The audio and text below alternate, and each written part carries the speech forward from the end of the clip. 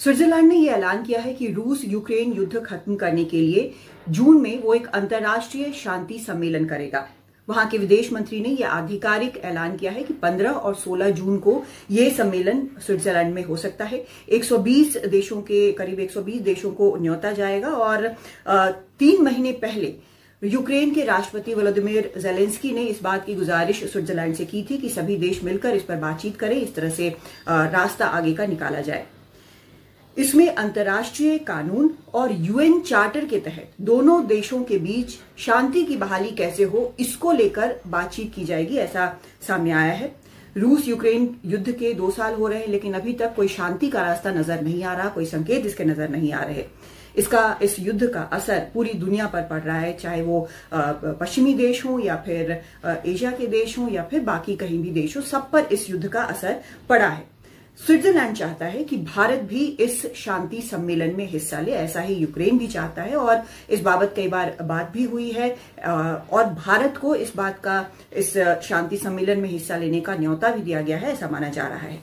भारत लगातार शांति की वकालत कर रहा है। उसने कहा है, प्रधानमंत्री ने खुद कहा कि ये युग नहीं है युद्ध का, शांति से ही बातचीत करके ही इसका किसी भी समस्या का हल निकाला जा सकता है और भारत के संबंध रूस से बहुत मजबूत है और यूक्रेन से भी अच्छे संबंध हैं। कई बार ये भी माना गया है कि भारत अगर कोशिश करता है तो शायद कुछ असर हो सकता है, लेकिन भारत में इस वक्त चुनावों का मौसम है। 4 जून को लोकसभा चुनाव के नतीजे आएंगे और नई सरकार का गठन होगा।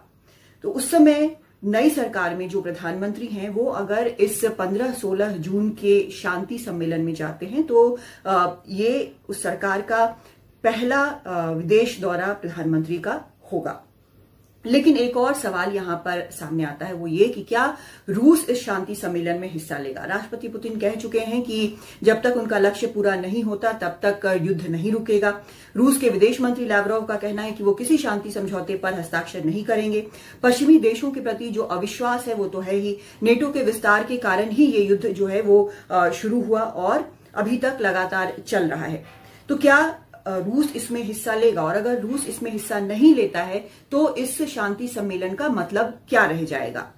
और तो और भारत जो है उसे चाहे रूस हो या यूक्रेन हो, दोनों के बीच एक बैलेंस बनाकर चलना है, क्योंकि भारत जो है वो इस मामले में किसी से करीब या किसी के दूर नहीं दिखना चाहता है। शांति से बातचीत की हल की बात वो लगातार कर रहा है।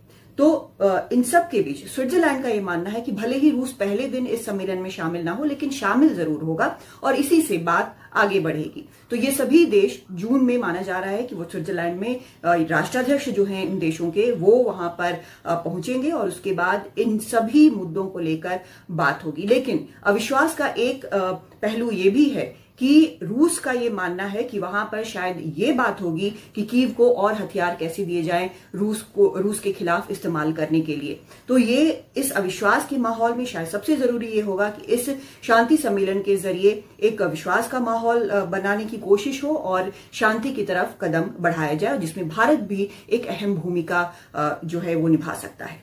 दिल्ली से कादम्बिनी शर्मा, NDTV इंडिया।